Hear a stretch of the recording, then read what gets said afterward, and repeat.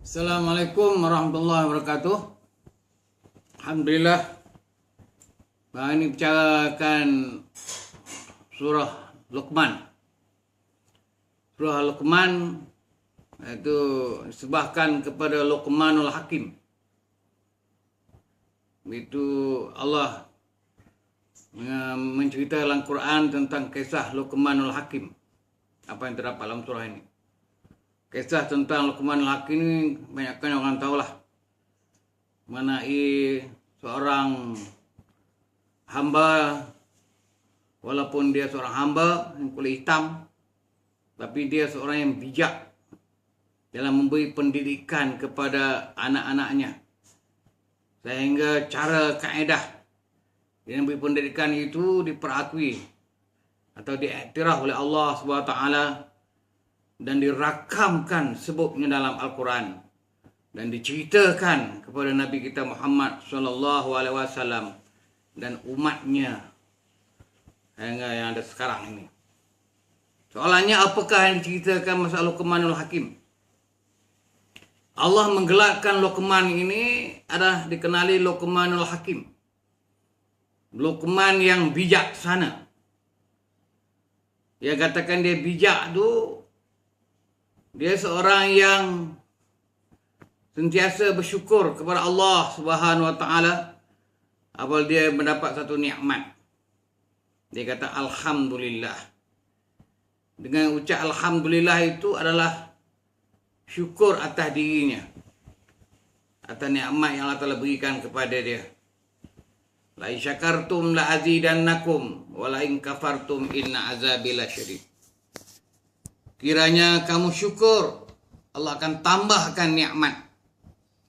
Jika kamu tidak syukur, maknanya bawa perkara pembaziran ataupun tidak berterima kasih, tak bersyukur kepada Allah Subhanahu Wa Taala, menyebabkan seorang itu menjadi kufur.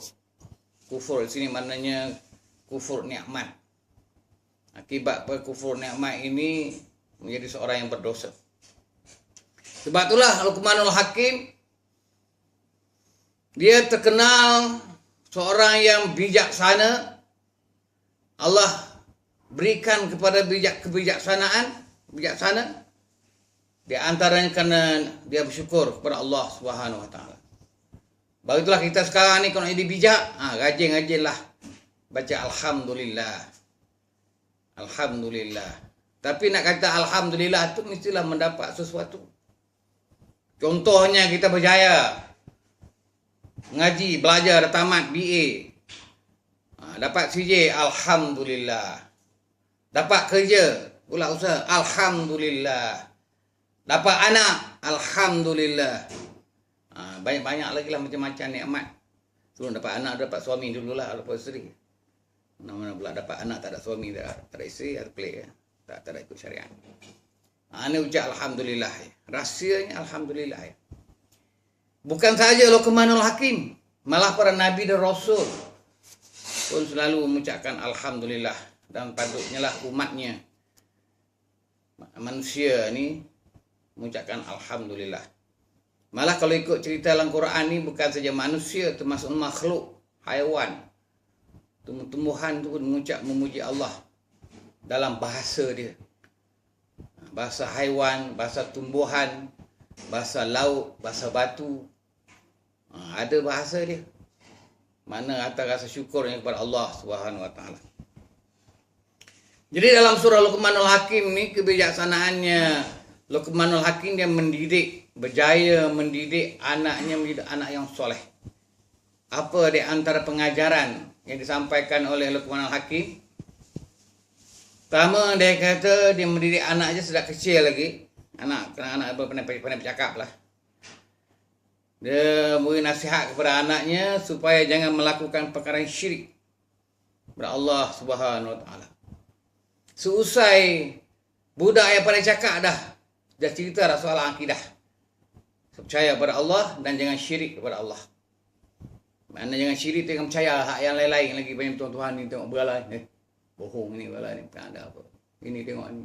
Banyak penyembahan yang dia sembah oleh orang kafir tu. Dia kata ini semua tak betul lah kan. beritahu anak dia sesuai dengan pemikiran budak-budak lah, bukan nak kita falsafah, nak falsafah apa budak. Itu. Yang kedua, dia suruh anak dia apabila dia besar sikit, dia suruh ajak sembahyang. Dan yang ketiga, dia mengajarkan anaknya supaya berbuat baik kepada kedua ibu bapa.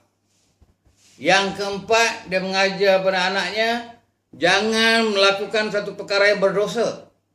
Sama ada dosa besar ataupun dosa kecil. Macam-macam lah perkara yang berdosa yang dilakukan oleh manusia. Patutnya kanak-kanak itu jangan melakukan. Ataupun seorang itu jangan melakukan perkara yang berdosa.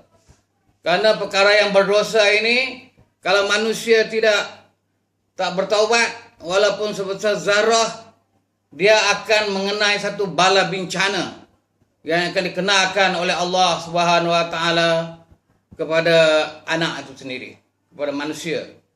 Ini pesanan Luqmanul Hakim kepada anaknya, dan begitulah anaknya begitu prihatin dan takut menjadi seorang yang abid kepada Allah Subhanahu Wa Taala dan menjadi seorang yang baik.